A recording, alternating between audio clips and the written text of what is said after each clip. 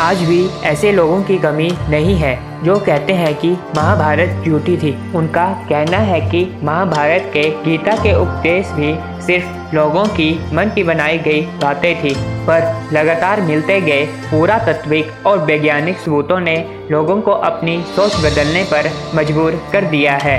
और आज ये वीडियो देखने के बाद ऐसे लोगों का मुंह अपने आप बंद होने वाला है। आज हम महाभारत से जुड़ी 7 ऐसे जीवित प्रमाणों के बारे में बात करने वाले हैं जो आज भी मौजूद हैं। उसके बाद निर्णय आप पर होगा कि महाभारत सच में हुआ था या फिर नहीं। तो आइए शुरू करते हैं। सबसे पहले बात करते हैं और वो है कुरुक्षेत्र की। ये बात तो हम सभी जानते हैं कि महाभारत का युद्ध कुरुक्षेत्र में हुआ था, जो आज भी हरियाणा राज्य में स्थित है। कहा जाता है कि उसमें तबाही ला देने वाले युद्ध में बहे खून की वजह से वहां की धरती लाल हो गई थी। पुरातात्विक विशेषज्ञों का भी यह मानना है कि महाभारत घटना सच में घटी थी, क्योंकि उस जगह पर लोहे से बने तीरों और बाणों को भी जमीन में गड़ा पाया गया था, जिनकी जांच पड़ताल करने पर 250 ईस्वी पूर्व का बताया जाता है, जो कि महाभारत काल के समय से ही बने हुए हैं। अगर आप भी कभी कुरुक्षेत्र गए होंगे तो आपको भी ये बात पता होगी। दूसरे प्रमाण की बात करते हैं और वे है आजकल के न्यूक्लियर वेपन। महाभारत में आपने ब्रह्मास्त्र नामक इस भयानक अस्त्र के बारे में जरूर सुना होगा। ये अस्त्र धर्म और सत्य को बनाए रखने के लिए ब्रह्मा द्वारा बनाया गया एक बहुत ही विनाशकारी परमाणु हथियार था। माना जाता है कि ये अचूक और भयानक अस्त्र होता था, जिसे केवल दूसरा ब्रह्मास्त्र ही रोक सकता था, और जो इस अस्त्र को छोड़ता है वही उसे वापस लेने की भी क्षमता रखता है। रामायण में भी जब लक्ष्मण ने मेघनाद पर ब्रह्मास्त्र से प्रहार करने चाहा तो भगवान श्री राम ने लक्ष्मण को यह कहकर रोक दिया कि अभी इसका उपयोग करना सही नहीं, क्योंकि इससे सारी लंका तबाह हो जाएगी और जो बेकसूर लोगों की जान चली जाएगी। और इस प्रकार ये अस्त्र रामायण और महाभारत काल में किसी गिने चुने योद्धाओं के पास ही होता था। यानी कि ये अस्त्र ऐसे थे जो पूरी दुनिया को तबाह रखने की ताकत रखते थे। अब आप सोच रहे होंगे कि आखिरकार मैं ये सब बातें आपको क्यों बता रहा हूँ, क्योंकि आधुनिक काल में जे रॉबर्ट ओपेनहाइमर ने गीता और महाभारत का बहुत गहरा अध्ययन किया।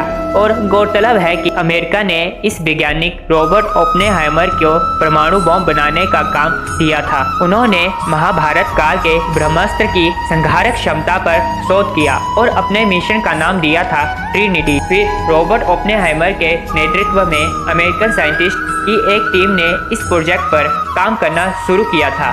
16 जुलाई 1945 को इसका पहला परीक्षण किया गया और धमाके का परिणाम कुछ वैसा ही था जैसा पौराणिक ग्रंथों में ब्रह्मास्त्र के बारे में बताया गया था। इससे सारे परमाणु वैज्ञानिक इस बात को मानते हैं कि वास्तव में ब्रह्मास्त्र, जिसको आज परमाणु बम कहते हैं, उसका प्रयोग महाभारत काल में किया गया था। इस परमाणु बम के सफल परीक्षण के बाद रॉबर्ट ओपेनहाइमर ने एक इंटरव्यू में गीता का श्लोक भी पढ़ा था और वहां खुद रोने भी लगे थे। चलिए आपको दिखाते हैं कि आखिर रॉबर्ट ओपेनहाइमर ने क्या कहा था। चलिए देखिए। Line from the Hindu scripture, the Bhagavad Gita, the prince that he should do his duty, and says, "Now I am become death, the destroyer of worlds." देखिए किस तरीके से वैज्ञानिक भी महाभारत और गीता पर विश्वास करते हैं, लेकिन हमारे देश में कुछ ऐसे धर्म विरोधी लोग हमारे इस महान इतिहास और धर्म युद्ध को एकमात्र कहानी मानते हैं। अब आते हैं तीसरे प्रमाण पर, और वह है अंग देश का प्रमाण। कुंती के सबसे बड़े बेटे दानवीर कर्ण अंग देश के राजा थे, जो उनको दुर्योधन द्वारा उपहार स्वरूप भेंट किया गया था। उस समय का अंग देश आज उत्तर प्रदेश में गोंडा जिले के नाम से जाना जाता है। साथ ही जरासंध द्वारा अपने राज्य के कुछ हिस्सों को कर्ण को दिए जाने की भी बात कही जाती है। आज बिहार के मुंगेर और भागलपुर जिले ये सभी वही है, और वही जिसको आज हम दिल्ली कहते हैं, जो महाभारत के समय में इंद्रप्रस्थ के नाम से जानी जाती थी। तो ये स्थान तो काल्पनिक नहीं है, सैकड़ों स्थान ऐसे भी हैं जिनका नाम महाभारत के वक्त भी वही था और आज भी वही है, जैसे कि द्वारका, कुरुक्षेत्र, वर्णावा, हडिम्बा आदि। अब आते हैं चौथे प्रमाण पर और वे है चक्रव्यूह पत्थर। हिमाचल प्रदेश के हमीरपुर जिले के 16 सिंगी घाट के नीचे बसा राजनौर गांव एक ऐतिहासिक स्थल के नाम से भी मशहूर है। प्रचलित मान्यताओं के अनुसार पांडव अज्ञातवास के दौरान यहाँ रुके थे। अज्ञातवास के दौरान अर्जुन ने यहाँ पर चक्रव्यूह का ज्ञान प्राप्त करने पर से पत्थर पर उकेरा था, जो आज भी मौजूद है।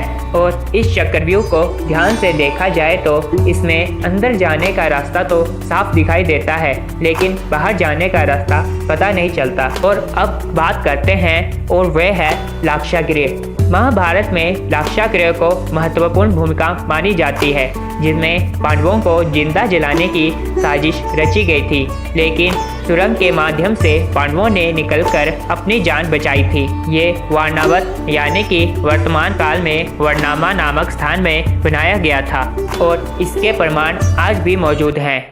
और अब बात करते हैं छठे प्रमाण के बारे में और वह है श्रीमद् भागवत गीता। जी हाँ, श्रीमद् भागवत गीता।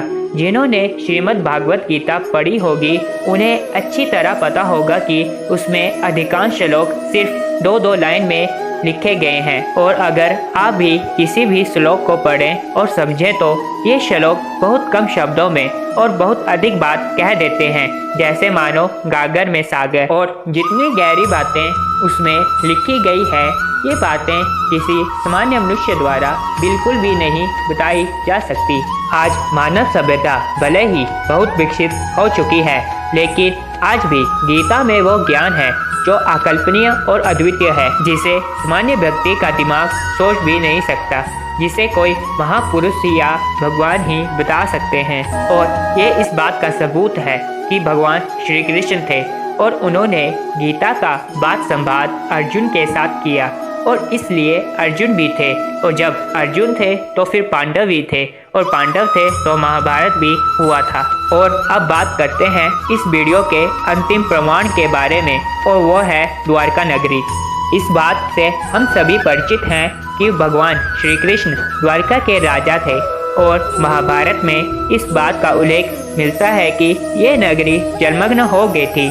पुरातत्व विभाग को गुजरात के पास समुद्र के नीचे पुराना शहर मिला, और इसके प्रमाणों से पता चलता है कि ये वही द्वारका नगरी है जिसका उल्लेख महाभारत में किया गया था। समुद्र में मिले इस अवशेष से ये साबित होता है कि ये द्वारका कोई काल्पनिक शहर नहीं था, बल्कि एक वास्तविक शहर था। तो मित्रों, आज हमने बात की महाभारत के कुछ ऐसे प्रमाणों के बारे में जो महाभारत को सत्य साबित करते हैं। तो अगर आपको ये वीडियो पसंद आई है तो वीडियो को लाइक, शेयर, सब्सक्राइब जरूर कर देना।